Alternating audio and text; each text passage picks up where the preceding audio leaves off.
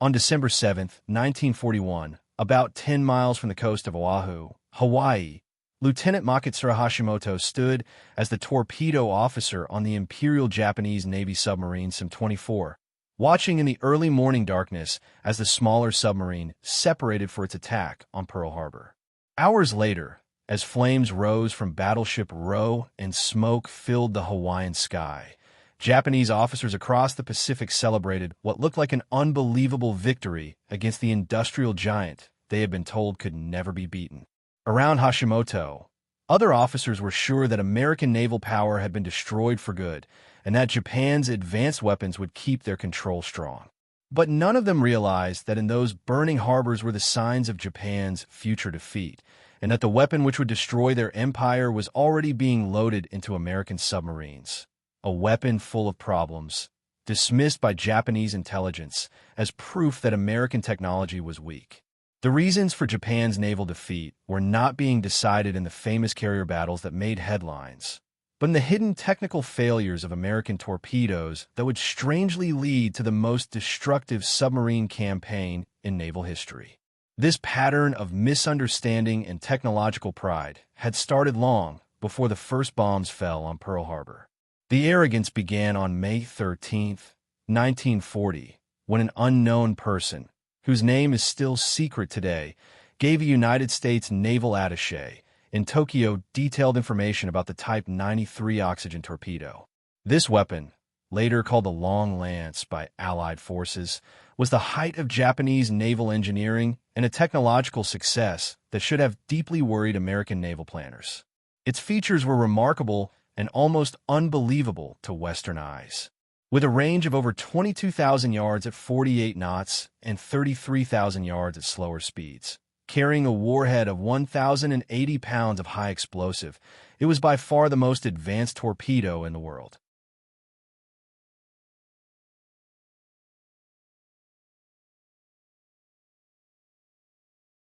The source shared technical drawings, performance details, and battle tactics showing exactly how Japanese destroyers and cruisers would use this weapon during night sea battles.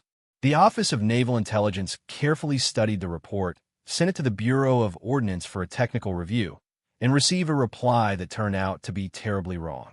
The Bureau completely rejected the information. Their reasoning was simple and showed the same bias that filled Western military thinking about Asian skills. The Bureau concluded that Japanese engineers could not possibly have made a torpedo more advanced than American ones. The use of pure oxygen as fuel, though possible in theory, was considered too dangerous and too complex for an Asian Navy to handle safely. The report was filed away and mostly forgotten. In the months that followed, as tensions with Japan grew, this intelligence mistake would cost thousands of Allied lives and many warships. This rejection showed a larger disrespect that existed in Western military thinking about Japan's abilities before the war.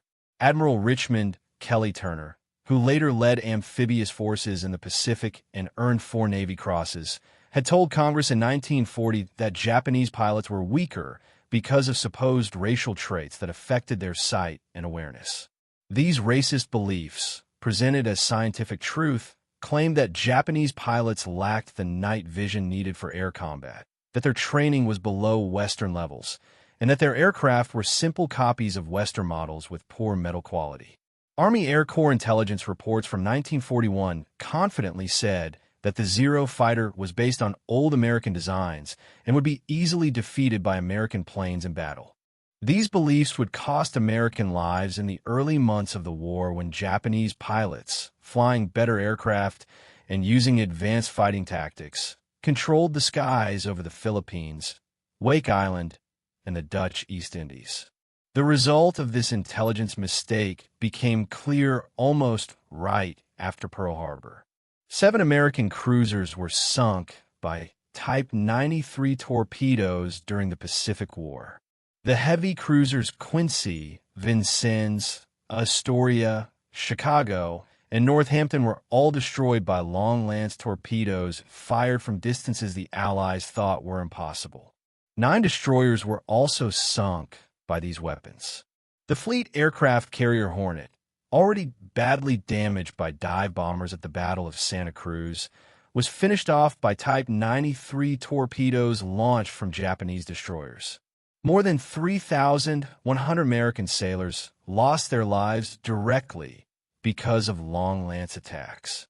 In most cases, the ships believed they were far enough away to be safe when the torpedoes struck.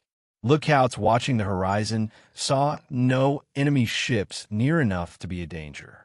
Captains steering their ships believed they were outside the risky area based on what intelligence had said about Japanese torpedo range. But long lances launched from cruisers and destroyers 15 or even 20 miles away slammed into hulls and exploded with deadly power. The first battle where this happened was the Battle of the Java Sea on February 27, 1942. Dutch Rear Admiral Karel Doorman, leading a mixed group of American, British, Dutch, and Australian cruisers and destroyers, took his ships out of Surabaya to stop a Japanese invasion fleet heading toward Java. The Allied group had the heavy cruisers Exeter and Houston, the light cruisers De Ruyter, Java, and Perth, and 9 destroyers from 4 different navies, each with its own tactics and facing serious language problems that made communication hard.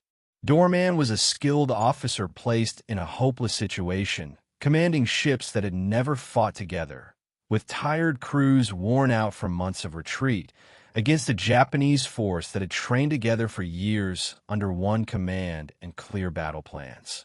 The fight began at 4 p.m. when Japanese and Allied forces spotted each other, though most Allied ships were still too far away to see clearly. The Japanese heavy cruisers Haguro and Nachi, along with the light cruiser Naka and several destroyers, moved into position to fire their torpedoes. At 4:33 p.m., the light cruiser Naka launched 4 Type 93 torpedoes from about 15,000 yards away. Her destroyers followed, firing 27 more torpedoes between 4:40 and 4:45 p.m. from distances between 13,000 and 15,000 yards. At 4:52 p.m., the heavy cruiser Haguro fired 8 more torpedoes from an incredible range of 22,000 yards, more than 11 nautical miles. The sea between the Japanese and Allied ships was soon filled with nearly 40 long lances moving at a depth of 12 feet, leaving no visible trails since their oxygen engines made no bubbles. Allied lookouts and sonar crews, trained to detect torpedoes only at much shorter ranges based on American and British weapons, saw nothing until it was too late. At 5:13 p.m., 1 Type 93 hit the Dutch destroyer Coordinator in the middle.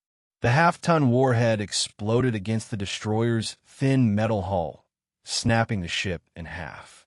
Coordinator folded and sank in under 2 minutes, taking most of her 150-man crew with her.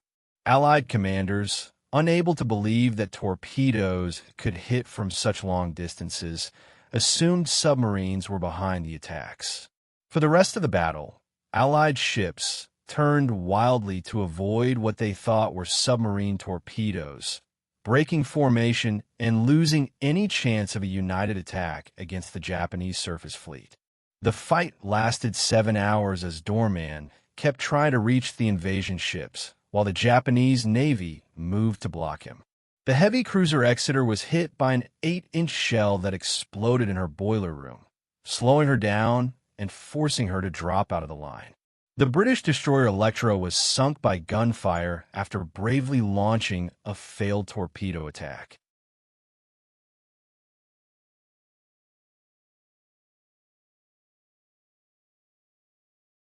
Doorman's force, now down to 4 cruisers after the American destroyers left because they ran out of fuel and ammunition, kept searching for the invasion fleet through the night.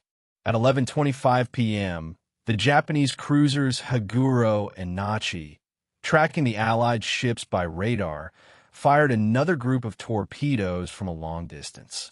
At 11:32 p.m., 1 Type 93 hit the light cruiser Java, causing her ammunition storage to explode. Java burst apart and sank almost immediately, taking 512 of her 600 crew members with her. Just minutes later, at 11:38 p.m., another long-lance torpedo struck Doorman's flagship, De Ruyter.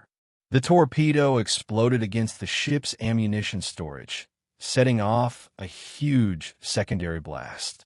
De Ruyter broke in half and went down within minutes, killing Rear Admiral Doorman and 345 of his crew.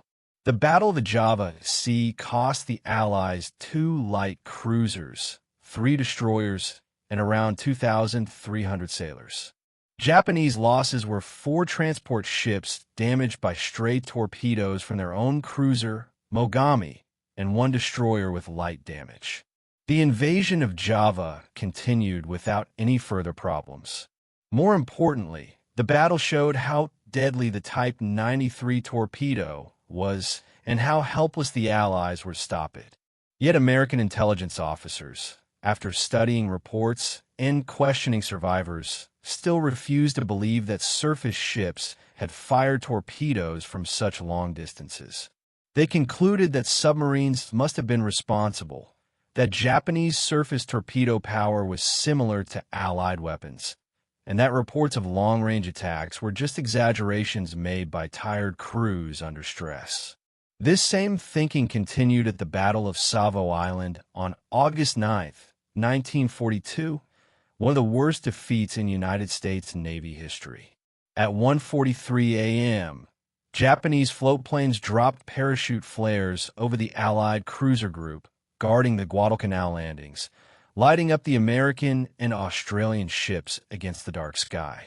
Within minutes, Vice Admiral Genichi Mikawa's force of 5 heavy cruisers, 2 light cruisers, and 1 destroyer had moved close enough to fire torpedoes. The fight lasted only 32 minutes. When it was over, the Australian heavy cruiser Canberra was sinking after being hit by 2 Type 93 torpedoes and 24 8-inch shells. The American heavy cruisers Quincy, Vincennes, and Astoria were all on fire and would sink before sunrise. The heavy cruiser Chicago managed to escape, but with her bow destroyed by a torpedo hit. Over 1,000 Allied sailors died that night, trapped below deck as their ships burned and sank, or killed instantly by torpedo explosions that tore their ships apart. American survivors reported torpedoes coming from impossible distances and angles, weapons that left no visible wakes, and explosions from directions suggesting that Japanese torpedoes could turn after being launched. Intelligence officers dismissed these reports as confusion from battle, the natural reaction of survivors trying to explain defeat. They kept believing that Japanese torpedoes were about the same as American ones, maybe a little better in some ways, but not greatly superior. This stubborn refusal to accept the truth continued until 1943, when intact Type 93 torpedoes recovered from sunken Japanese destroyers finally proved that the pre-war intelligence reports had been correct. By then, thousands of Allied sailors had died, and many ships had been lost to a weapon that American intelligence claimed couldn't exist. This stubborn blindness toward Japanese technology matched the Japanese attitude toward American weapons, creating a shared intelligence failure that would have very different results for both sides. When American submarines started their war patrols in December 1941, Japanese naval intelligence officers collected reports on early American torpedo attacks with open satisfaction and growing confidence that the submarine threat was under control. The reports described failure after failure, with problems so common that they showed serious flaws in American torpedo design and submarine training.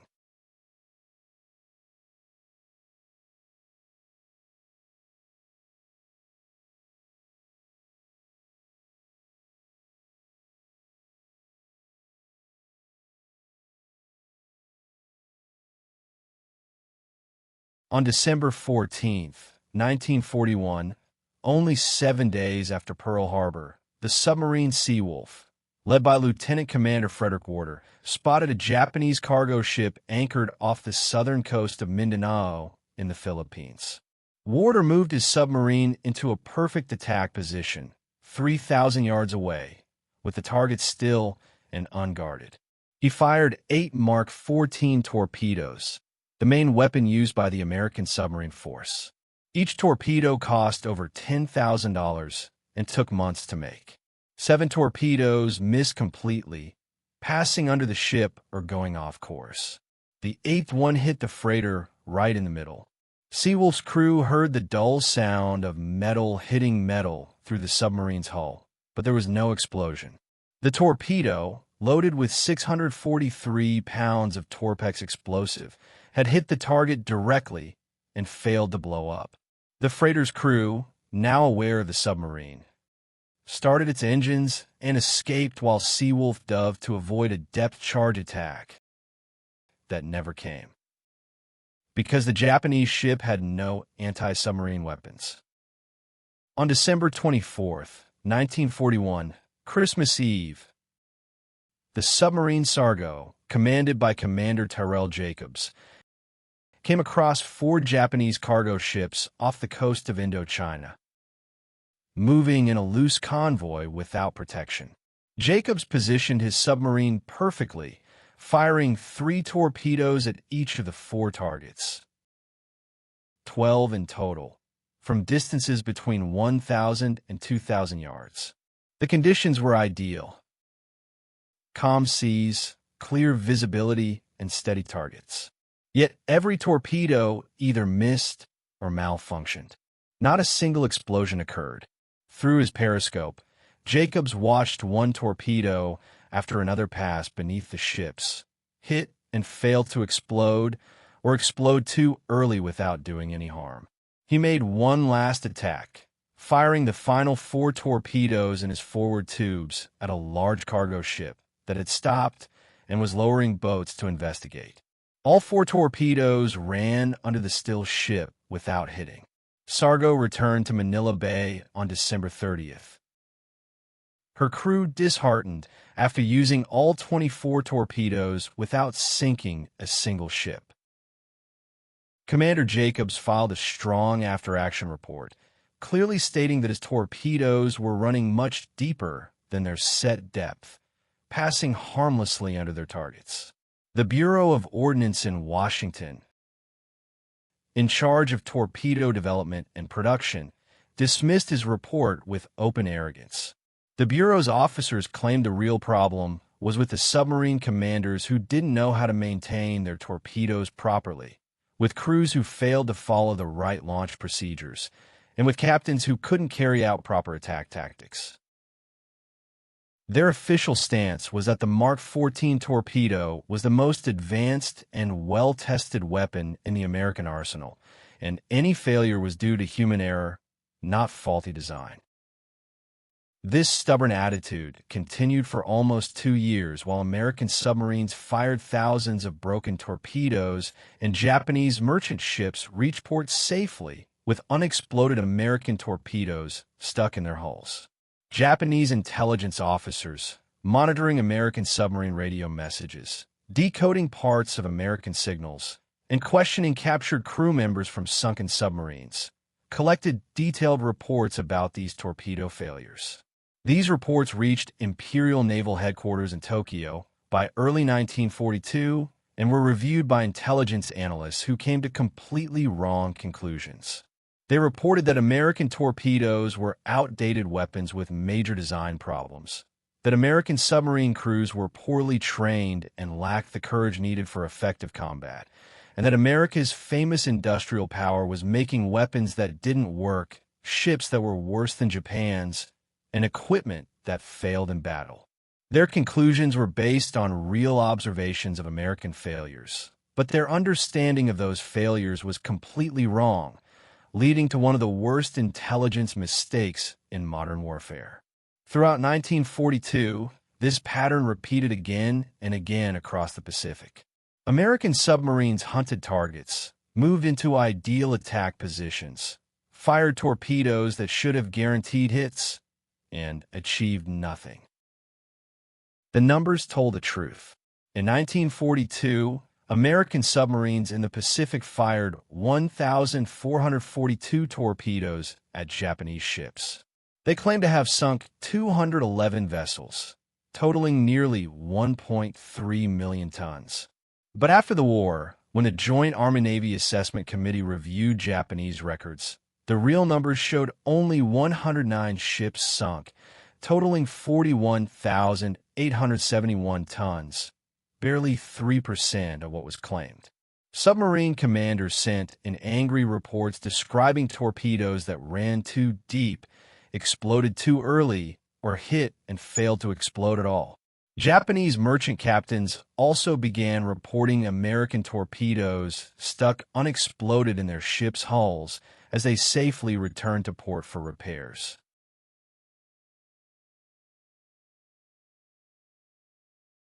The torpedoes were carefully taken off and examined by Japanese ordnance specialists who studied them with professional interest and growing certainty. These reports strengthened Japan's belief that the American submarine threat could be handled, that escort ships could be sent elsewhere,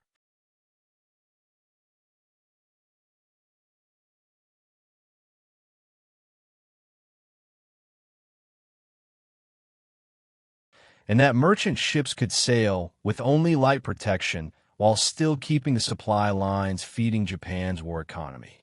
This confidence affected big choices about where to put resources, what ships to build, and how to fight submarines.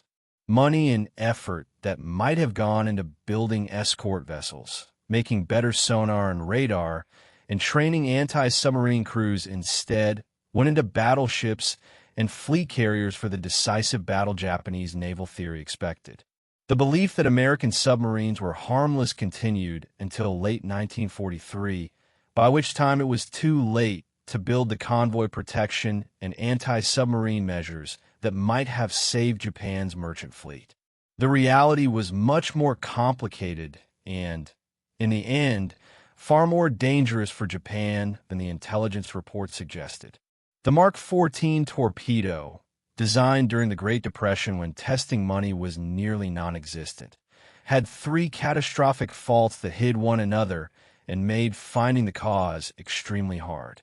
To see how those faults were finally found and fixed, you need to know how the torpedo was designed, tested, and put into use.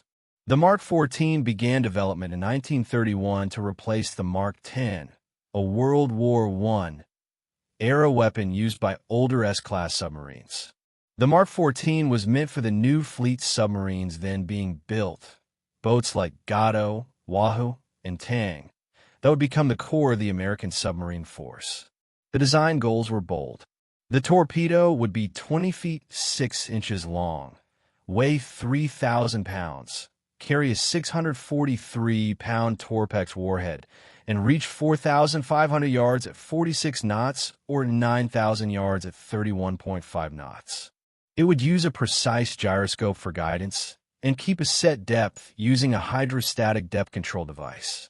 Most ambitiously, it would include the Mark 6 exploder, a magnetic influence detonator that was supposed to explode the torpedo beneath a ship's keel, breaking the hull and guaranteeing a kill.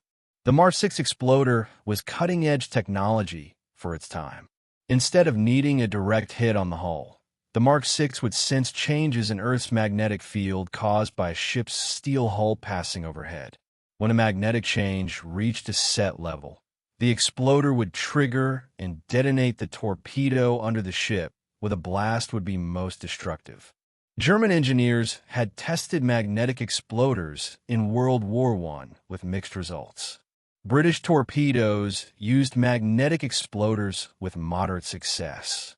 The American Mark 6 was intended to be more sensitive and more reliable than earlier designs. The problem was testing. In 1931, a Mark 14 torpedo cost over $10,000, roughly the equivalent of $200,000 today. During the Great Depression, with naval budgets cut and Congress watching every purchase, the Navy was unwilling to spend money destroying expensive torpedoes in live-fire trials. Instead, the Mark 14 was tested with exercise heads, dummy warheads that could be recovered after test firings. These exercise heads were filled with water and air to roughly match the weight of the combat warhead, then fired at ranges to check depth control and gyroscope performance. After the test, the torpedoes were brought back, inspected, and reused. This testing method seemed sensible and economical, but it was totally inadequate. The exercise head, while close in weight to the combat warhead, had a different weight distribution. The combat warhead held 643 pounds of explosive near the front of the torpedo.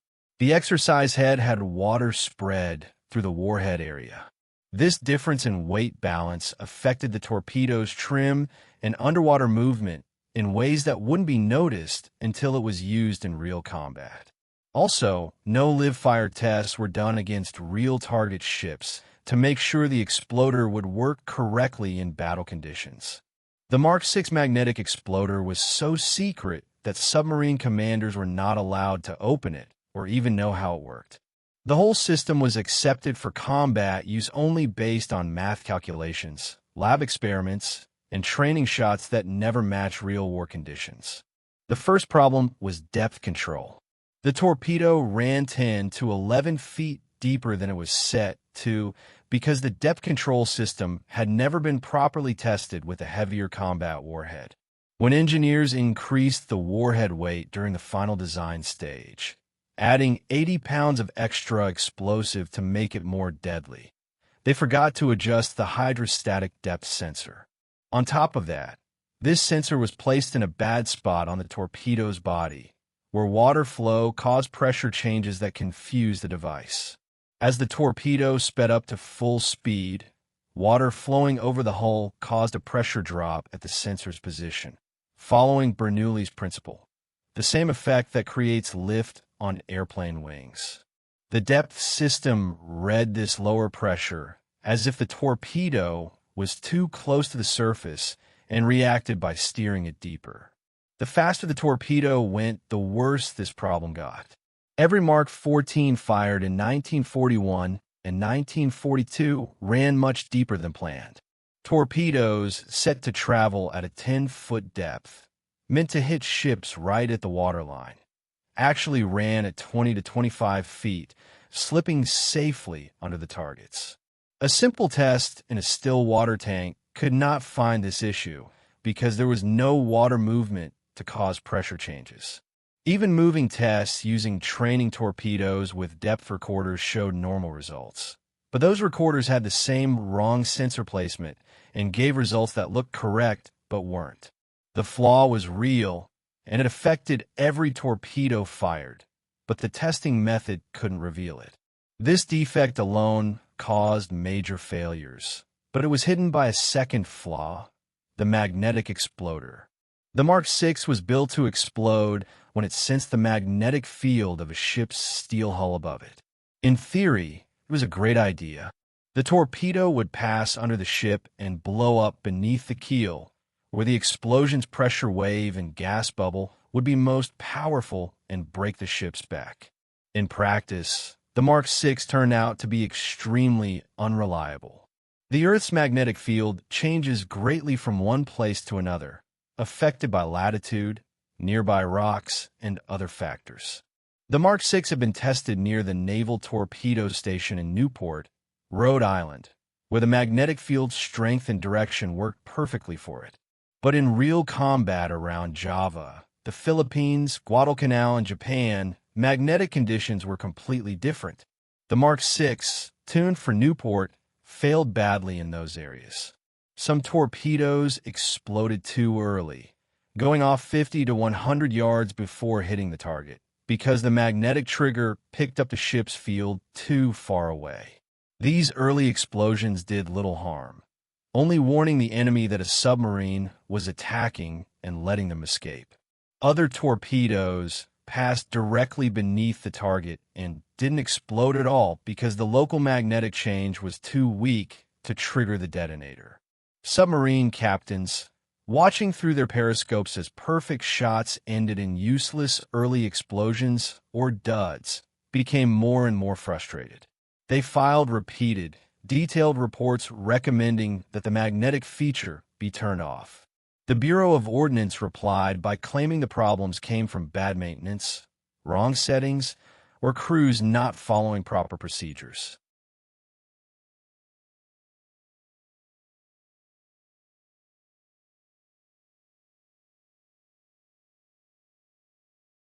The deep running flaw and the magnetic exploder flaw covered each other in a way that made finding the cause extremely difficult. Torpedoes that ran too deep wouldn't trigger the magnetic exploder because they passed far below the target's magnetic field.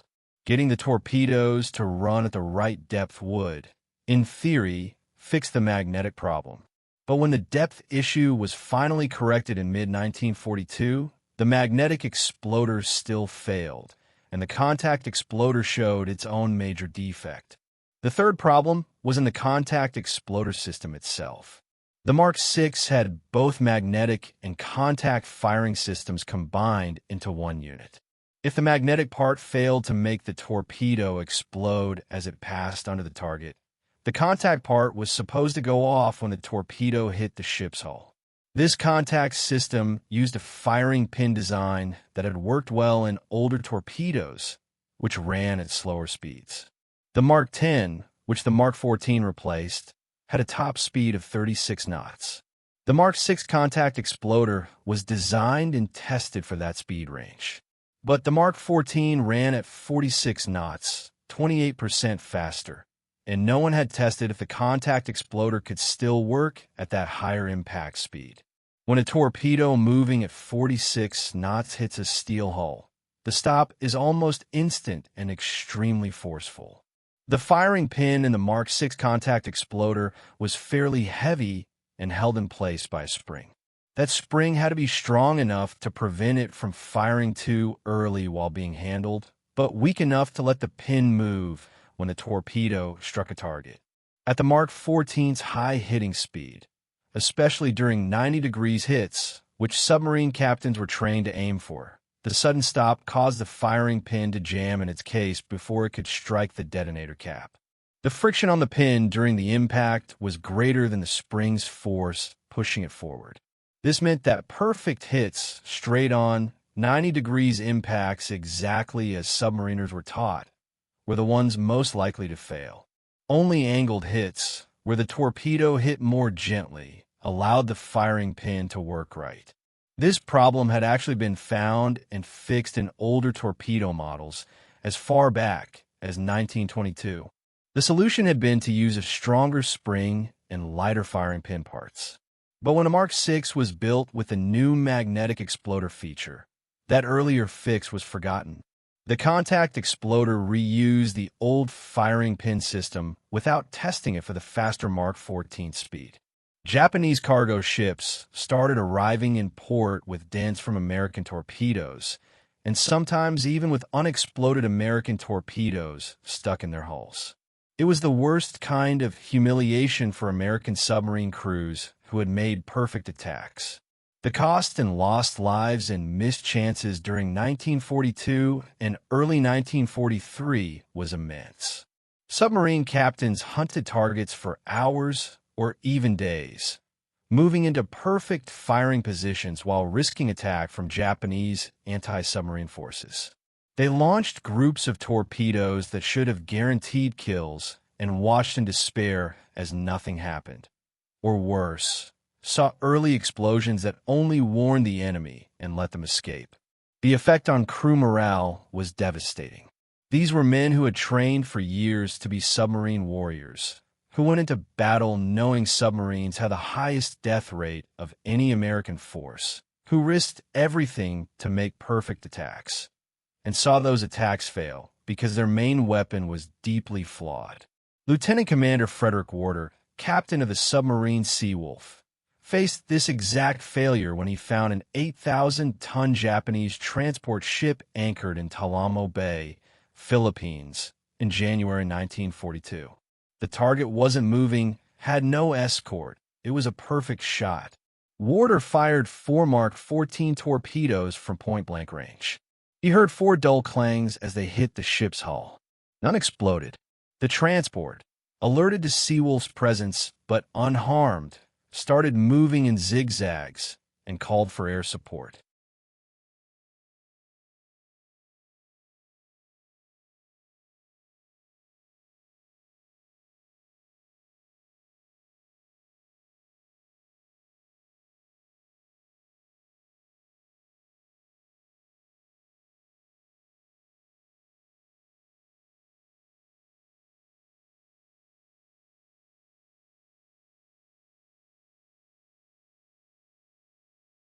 Many American submarine commanders, though operating under unrestricted warfare orders, still carried within them a sense of humanity.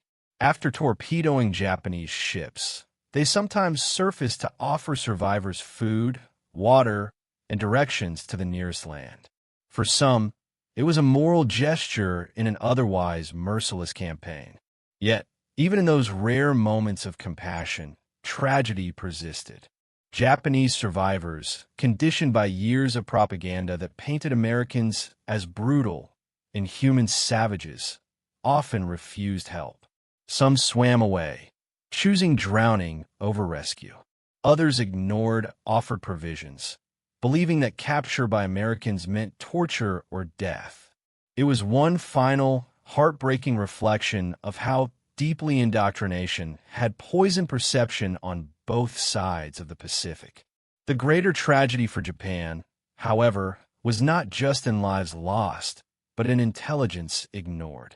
The story of Japan's dismissal of American torpedo improvements stands as one of history's clearest examples of how arrogance and faulty analysis can turn early advantage into catastrophic defeat. Japanese naval intelligence had gathered accurate reports in 1942 confirming widespread American torpedo failures. But instead of understanding those failures as temporary growing pains in wartime production, they concluded that American weapons were inherently inferior, that U.S. engineering simply could not produce reliable torpedoes. That single assumption shaped Japan's wartime strategy. Believing American submarines to be weak and ineffective, Japanese planners prioritized battleships and carrier operations, the dramatic, decisive battles of naval doctrine, while leaving their vast merchant fleet dangerously underprotected. Convoy escort programs received minimal attention. Anti-submarine warfare development stagnated, and by the time Japan realized its error, the Pacific was already filled with the wrecks of its ships. When American engineers and officers like Admiral Lockwood and Lieutenant Commander Daspit identified and fixed the Mark 14 torpedo's defects, when aluminum firing pins replaced steel and detonators finally worked, the transformation was immediate and total. But Japanese intelligence agencies failed to update their assessments. Even as entire convoys vanished beneath the waves, Japan's admirals refused to believe that the Americans had solved their weapon problem. The result was strategic blindness of the highest order. By the time the truth was finally understood, Japan's merchant fleet was gone. Its tankers lay shattered on the seabed. Its factories were starved of oil, its refineries dry, its steel mills silent, its armies stranded on distant islands, withered without supplies. The empire that had once stretched from Burma to the Solomons was dying, not in one final battle, but in millions of tons of shipping lost, one torpedo at a time. Victory in the Pacific was not decided by the dramatic carrier battles that filled headlines, not at Midway, nor even at Leyte Gulf, but by the silent, unseen war waged beneath the waves. It was the slow, methodical strangulation of Japan's economy that sealed its fate. The weapon that Japan had mocked as evidence of American incompetence became the very instrument of its destruction. In the end, Japan's defeat was a triumph not only of courage, but of adaptation. American engineers, confronted with failure, refused to accept it as final. They tested, redesigned, and rebuilt until the weapon worked. Japanese intelligence, trapped by its own assumptions, failed to adapt, and paid the ultimate price. The American submarine campaign represented industrial warfare in its purest, most relentless form. It proved that wars are not won solely by brilliance on the battlefield, but by factories, engineers, and the willingness to learn faster than the enemy. Japan's Navy did not sink in one glorious engagement. It sank in the cold arithmetic of tonnage lost versus tonnage built. In that unforgiving calculation, America's industrial power and capacity for self-correction met Japan's failure of imagination, and the result was inevitable. The submarines Japan dismissed as flawed and insignificant became the silent executioners of an empire.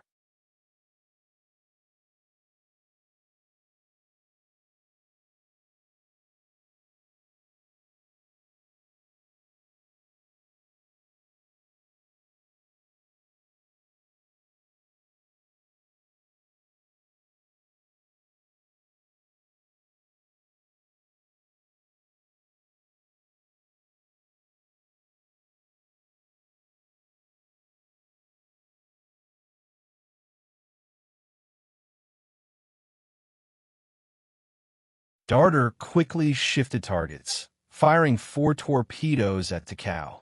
All 4 found their mark. The detonations shattered her spine and flooded multiple compartments.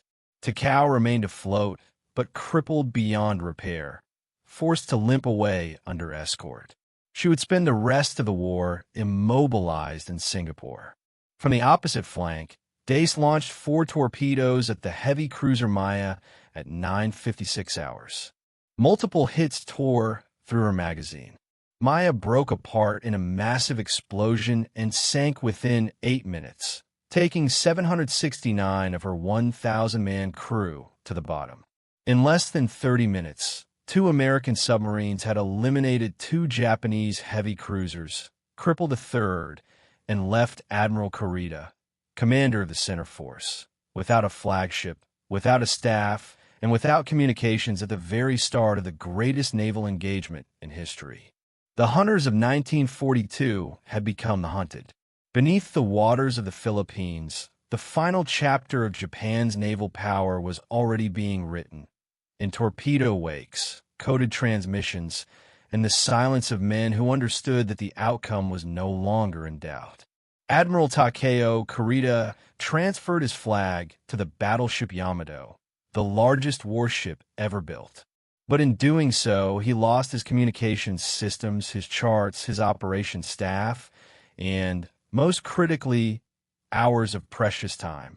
His subsequent performance at Leyte Gulf, marked by hesitation, confusion, and eventual withdrawal despite having American invasion forces at his mercy, was shaped by that chaos. Whether Kurita would have pressed the attack more aggressively had his flagship Atago survived is unknowable, but the submarine strike that shattered his command structure undoubtedly contributed to his uncertainty at the decisive moment. The broader outcome of Leyte Gulf was clear.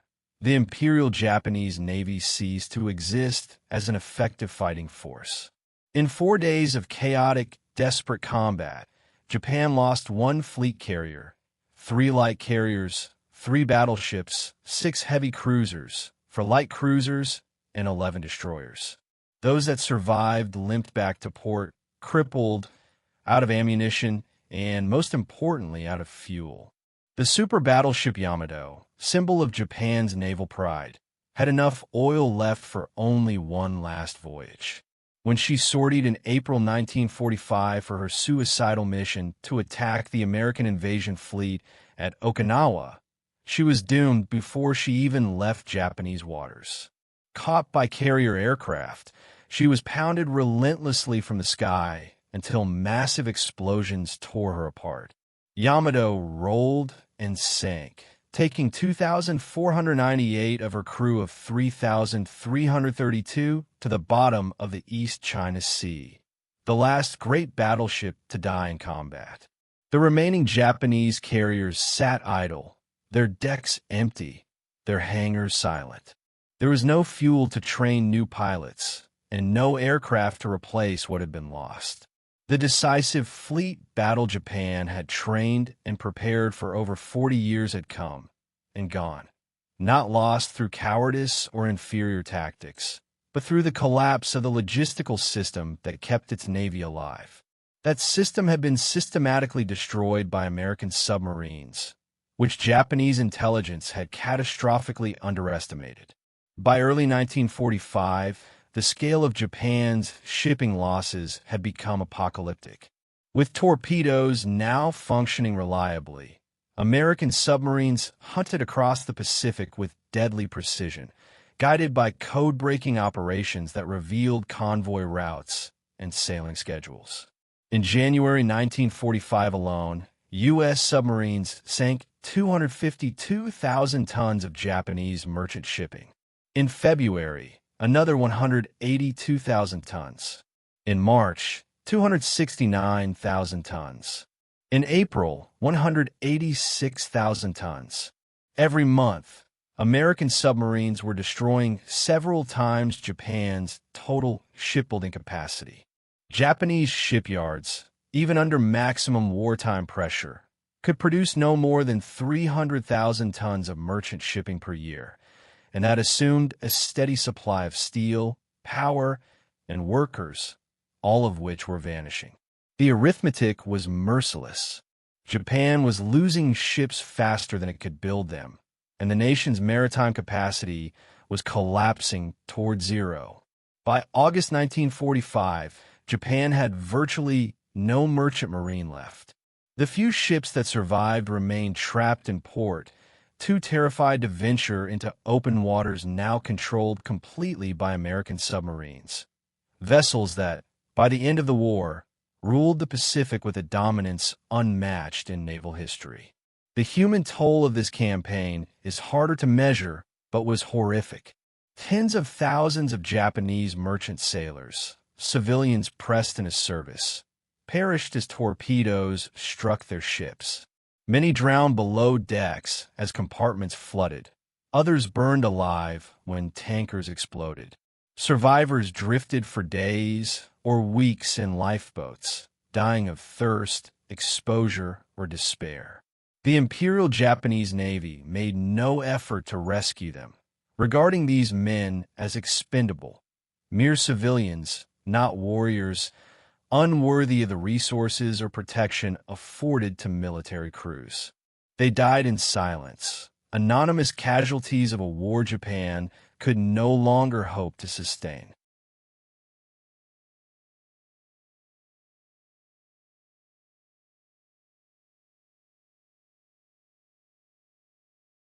Troops on remote islands went months without resupply as submarines destroyed the freighters that were their only lifeline. Casualties could not be replaced because troop transports were torpedoed and sunk before reaching their destinations. The Japanese army, which had conquered vast regions and defeated Chinese, British, Dutch, and American forces early in the war, now found itself slowly starving in its own fortifications because the logistics network supporting it had been shattered by American submarines.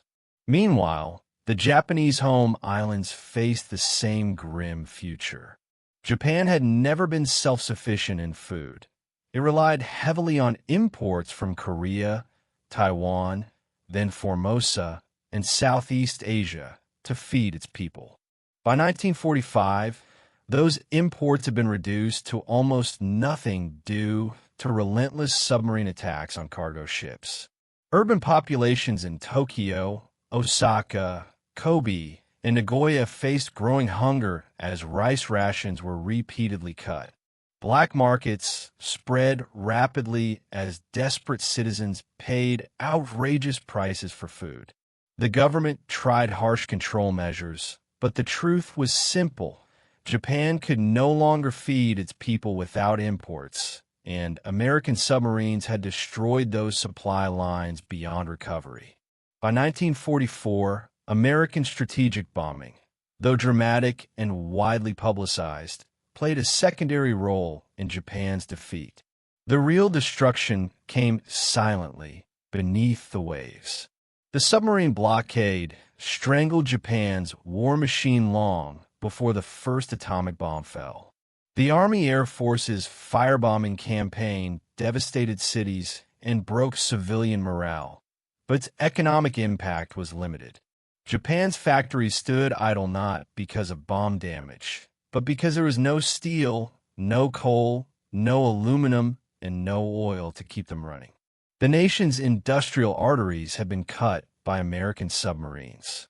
When atomic bombs fell on Hiroshima and Nagasaki in August 1945, they provided the Japanese leadership with a politically acceptable reason to surrender. But by then, Japan had already lost the ability to fight.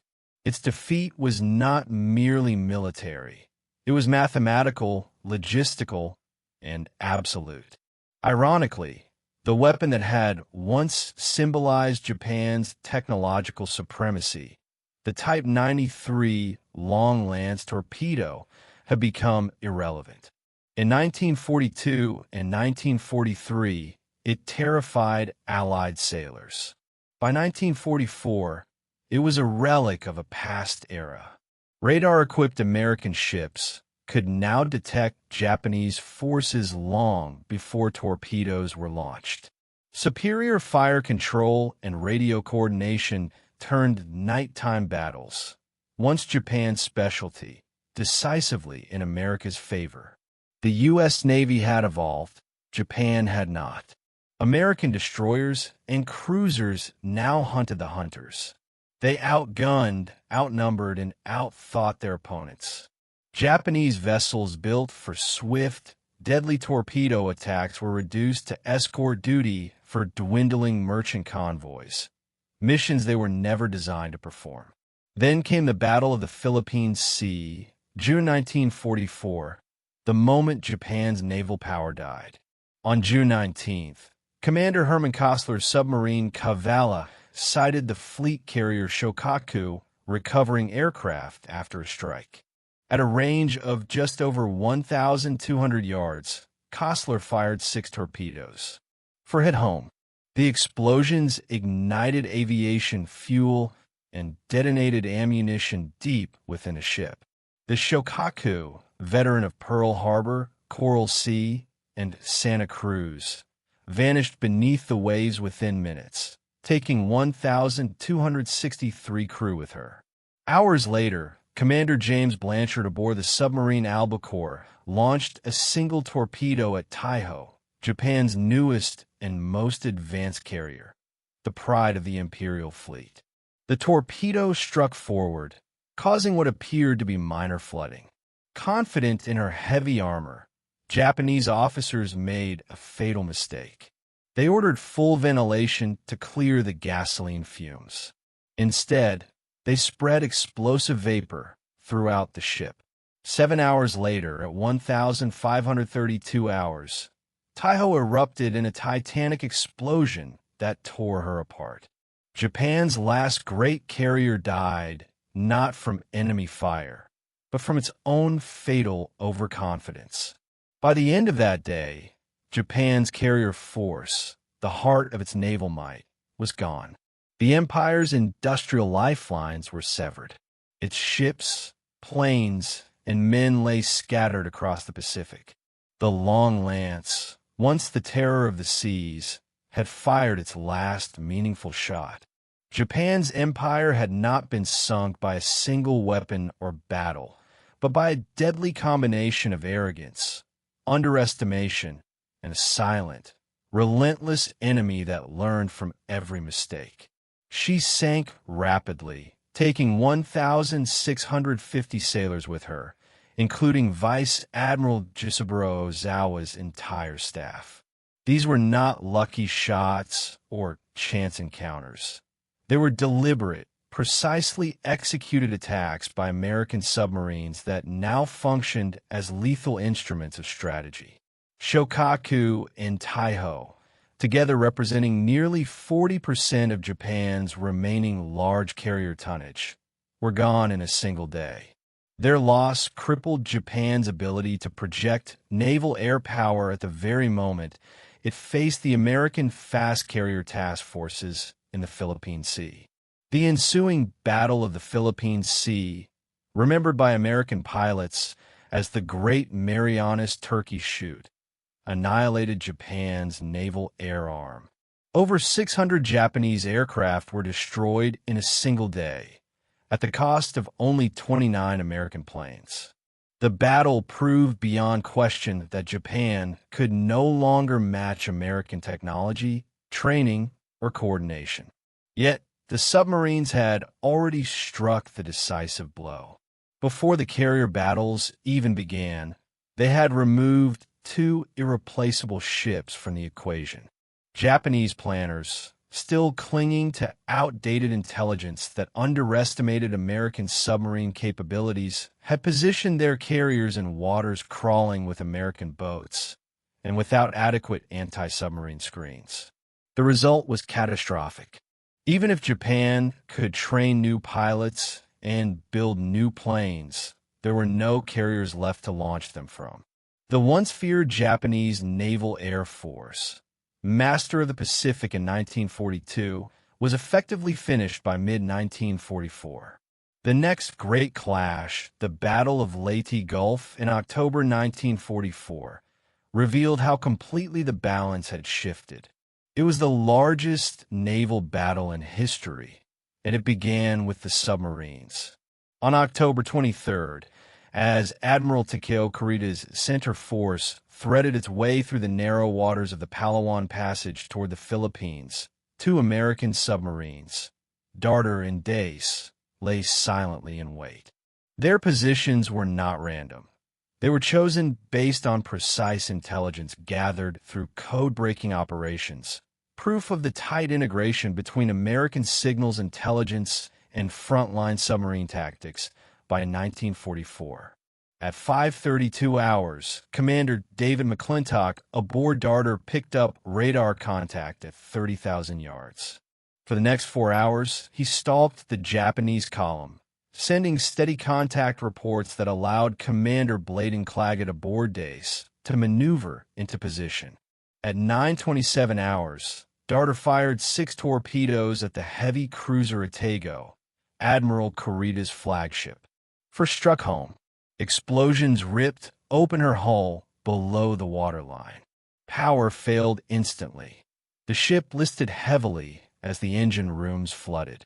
Kurita and his staff leapt into oil-slicked water as destroyers scrambled to rescue survivors. Otago rolled and slipped beneath the waves at 9:55, just 28 minutes after impact, taking 360 of her crew of 800 with her.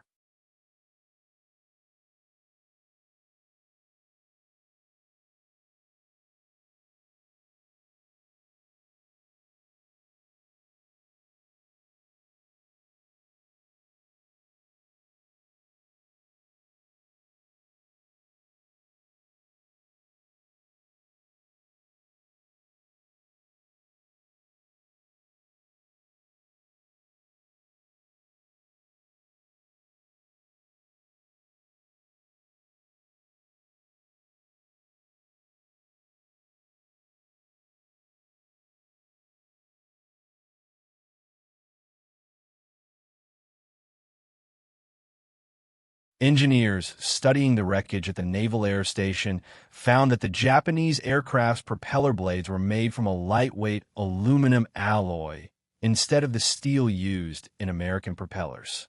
This alloy was strong enough for its job, but much lighter than steel, and it gave engineers an idea for solving the firing pin problem.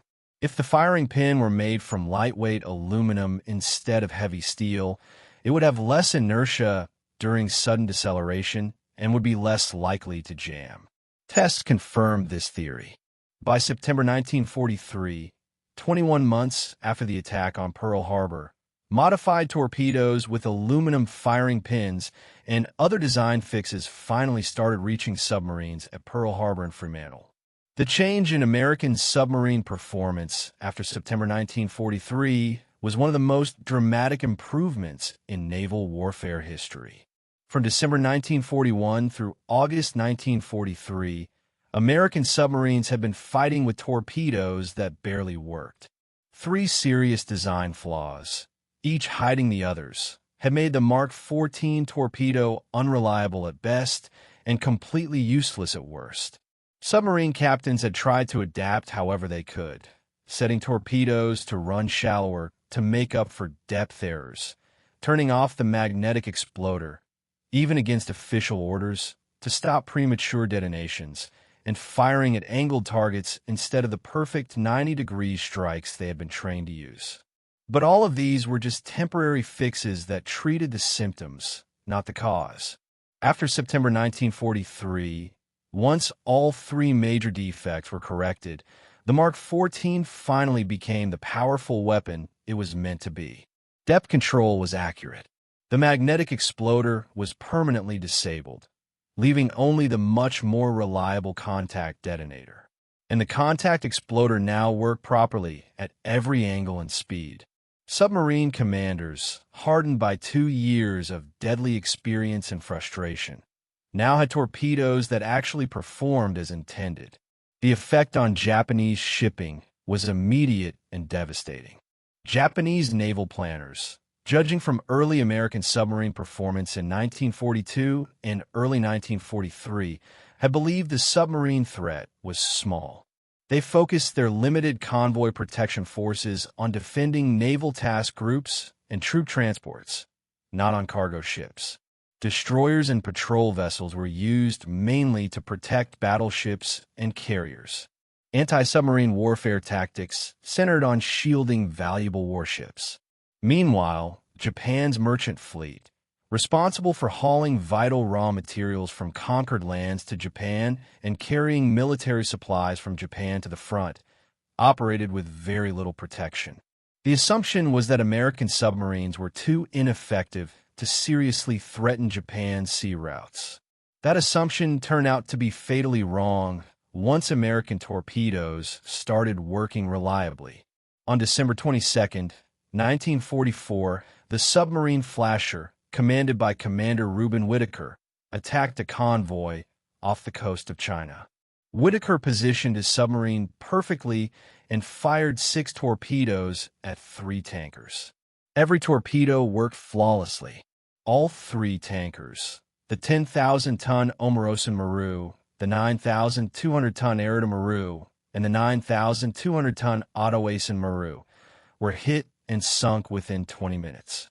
In a single attack, Whitaker destroyed over 28,000 tons of shipping and sent hundreds of thousands of gallons of vital fuel to the bottom of the sea. The submarine Barb, under Commander Eugene Fluckey, achieved even greater success. On her 11th war patrol in 1945, Barb sank 17 ships, totaling over 96,000 tons, the highest total ever recorded for a single patrol. On June 23, 1944, operating near the China coast, Fluckey launched an attack on a convoy in Nongquan Harbor. In just 54 minutes of intense action, Barb sank 4 ships, totaling more than 15,000 tons. These were not lucky shots or chance victories. They were carefully planned, expertly executed attacks using weapons that finally worked as designed, in the hands of submarine captains who had learned, through hard and painful experience, exactly how to use them to their full power. The numbers told the story of a complete transformation. In 1942, American submarines fired 1,442 torpedoes and claimed 211 enemy ships sunk, totaling 1.3 million tons.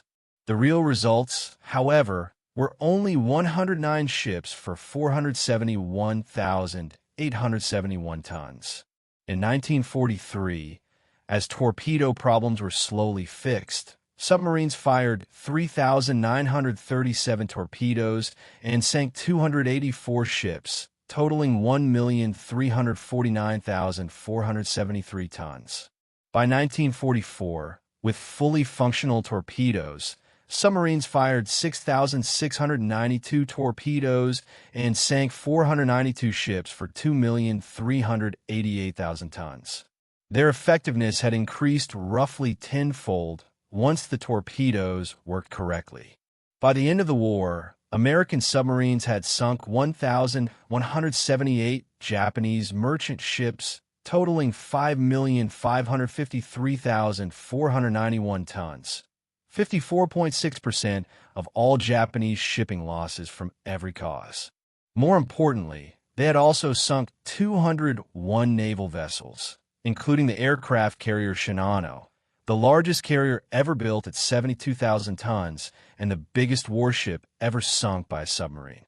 The impact on Japan's economy was devastating, completely changing the balance of power in the Pacific. Japan, being an island nation, depended entirely on sea-based transport for its survival. Raw materials from occupied territories in Southeast Asia, China, and the Dutch East Indies had to be shipped to Japan for processing. Finished military equipment had to be sent from Japan to the front lines. Food imports were vital to feed the people. Oil from the Dutch East Indies was the foundation of Japan's war machine and economy. By January 1945, Japan's merchant fleet had shrunk to only a quarter of its pre-war size from December 1941. Tankers carrying oil from the East Indies were being sunk faster than they could complete one trip. Cargo ships loaded with raw materials were sent to the bottom before reaching Japan. Food imports had dropped so drastically that rationing reached near starvation levels. The industrial impact was severe and spread across every sector of Japan's war effort. Oil refineries in Japan shut down because crude oil from the East Indies was no longer arriving. Japan's own petroleum production, which was already insufficient even with foreign imports, fell to almost nothing. Steel plant closed because there was no iron or coal. Aircraft factories stopped running because Japan had no local aluminum and could no longer import it. Pilot and sailor training programs came to a standstill due to fuel shortages. Warships sat idle at ports, unable to sail for lack of oil. The once mighty Imperial Japanese Navy, which had been the third largest navy in the world, defeated the Russians at Tsushima and dominated the Pacific in 1942, was now paralyzed by fuel starvation. Army divisions scattered across China, Southeast Asia, and the Pacific Islands slowly deteriorated due to lack of supplies and reinforcements. Ammunition, weapons, medical supplies, and food all had to be shipped from Japan, but more and more of those ships were sunk before they arrived.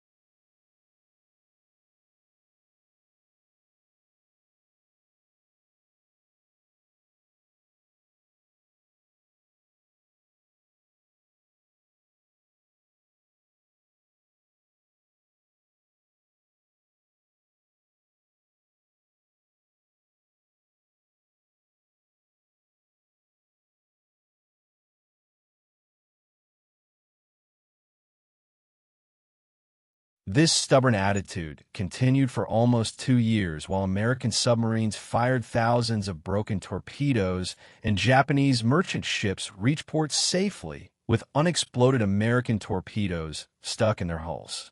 Japanese intelligence officers, monitoring American submarine radio messages, decoding parts of American signals, and questioning captured crew members from sunken submarines, collected detailed reports about these torpedo failures. These reports reached Imperial Naval Headquarters in Tokyo by early 1942 and were reviewed by intelligence analysts who came to completely wrong conclusions.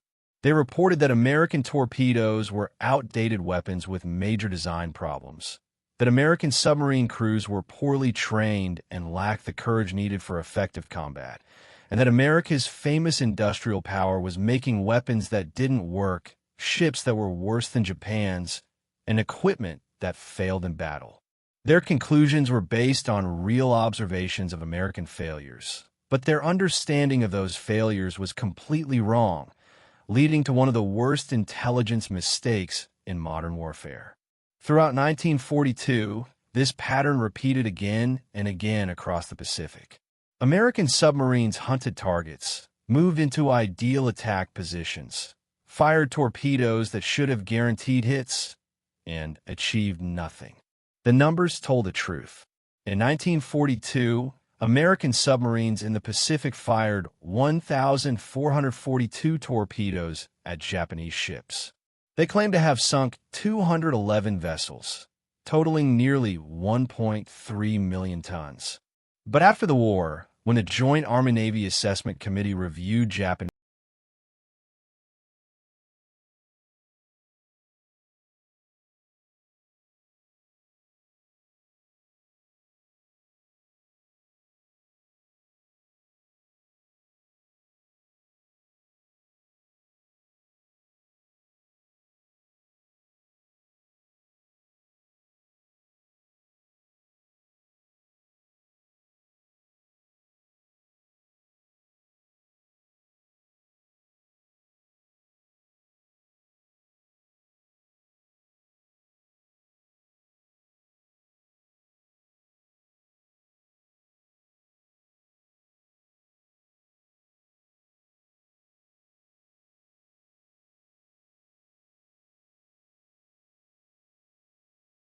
The loss of Ho in June 1943 instead of June 1944 might have stopped her aircraft from taking part in battles that killed American sailors and pilots. The torpedo failures had major strategic effects that spread throughout the entire war. The second incident made it impossible for the Bureau to ignore the problem any longer. On July 24, 1943, Lieutenant Commander Lawrence Daspit, in command of the submarine Tenosa on her second war patrol, spotted the 19,250-ton whale factory ship Tonemaru No. 3 traveling alone and without escort south of Truk.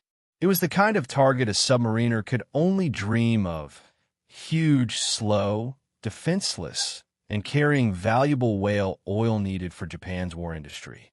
Whale oil was used to make nitroglycerin for explosives, food products, and other industrial goods. Sinking the ship would cause both an immediate loss of resources and long-term economic harm. Daspit maneuvered Tenosa into attack range at 4,000 yards and fired 4 torpedoes. He saw 2 hit, stopping the ship dead in the water. Daspit fired 2 more, and both struck as well. 6 hits should have been more than enough to sink any merchant vessel.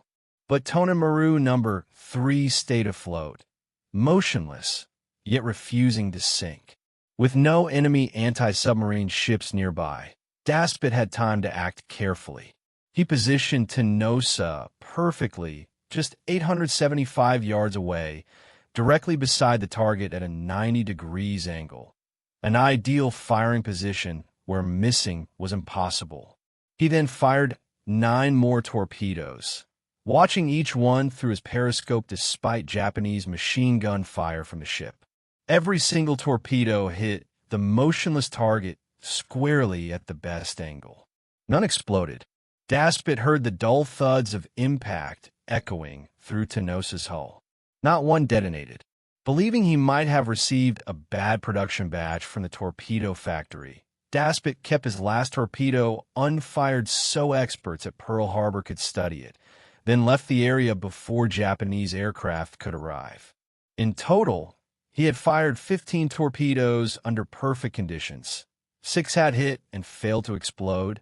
9 more had hit and also failed. None went off early or missed their mark. All had worked perfectly, except for the crucial part of actually exploding. Rear Admiral Charles Lockwood, commander of submarines in the Pacific Fleet since January 1943, understood that Daspit's experience amounted to a real-world controlled experiment under combat conditions. Lockwood himself was a veteran submariner who had commanded submarines in the 1920s and 1930s before rising to senior command. For 2 years, he had listened to reports of torpedo failures from his commanders. He had seen the Bureau of Ordnance repeatedly blame every malfunction on operator mistakes, poor upkeep, or wrong attack methods. He had watched morale drop among submarine crews risking their lives in perfect attacks, only to have their weapons fail them.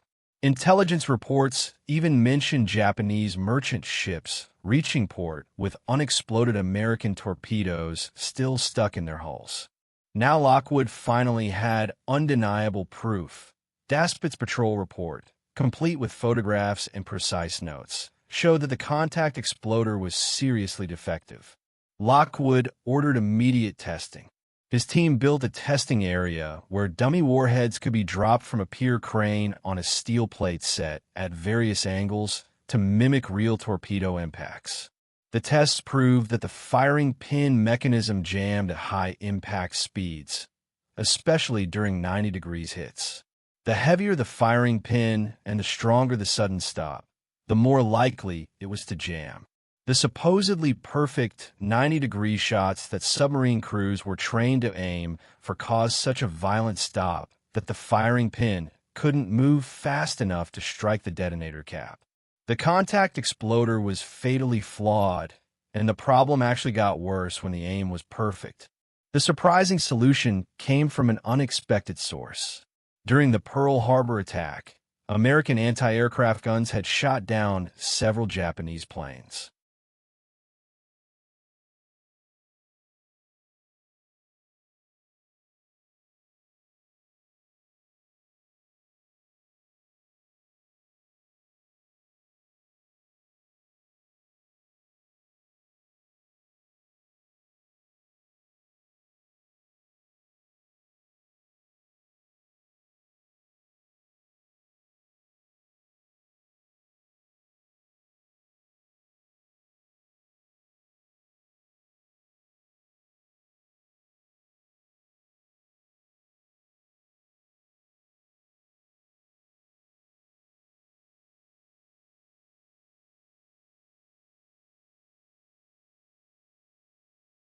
Ward reloaded his tubes with older Mark X torpedoes, weapons from World War I that didn't have the Mark XIV's advanced features but actually worked.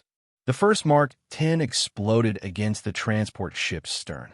Ward fired another that hit midship and broke the ship's back. The transport sank within minutes. Ward's after-action report clearly stated that the Mark XIV was faulty and should be removed from service right away. The Bureau of Ordnance not only ignored his advice, but replied by suggesting that Ward needed more training in proper torpedo care. Lieutenant Commander Eugene McKinney, in command of the submarine Tambor, fired 8 torpedoes at a Japanese destroyer in April 1942 from a distance of 800 yards. He heard 8 dull metallic thuds as they hit the destroyer's thin hull plates. None exploded. The destroyer, now aware of Tambor's exact location and direction, fought back with depth charges that came close enough to shatter light bulbs all over the submarine and cause leaks in several systems. Tambor barely escaped, surfacing after dark and rough seas to air out the sub and fix the damage. McKinney recovered 8 of his torpedoes floating on the surface, their warheads still unexploded. He examined them closely and sent a sharp report to Pearl Harbor explaining everything he had seen. The Bureau of Ordnance replied by blaming him for bad torpedo handling and poor maintenance that supposedly caused the failures. Japanese intelligence, which had partly decoded American submarine radio messages and received reports from agents in U.S. control ports, learned that American submarine commanders were blaming their own weapons for battle failures. They took this as proof of America's weak technology and bad training. Japan's anti-submarine strategy, which was never given high importance since their intelligence claimed submarines weren't a real danger, stayed focused on guarding major naval task forces instead of protecting merchant ships. Escort destroyers and patrol boats, made mainly for surface combat, lacked strong sonar, enough depth charges, and effective methods for tracking submarines.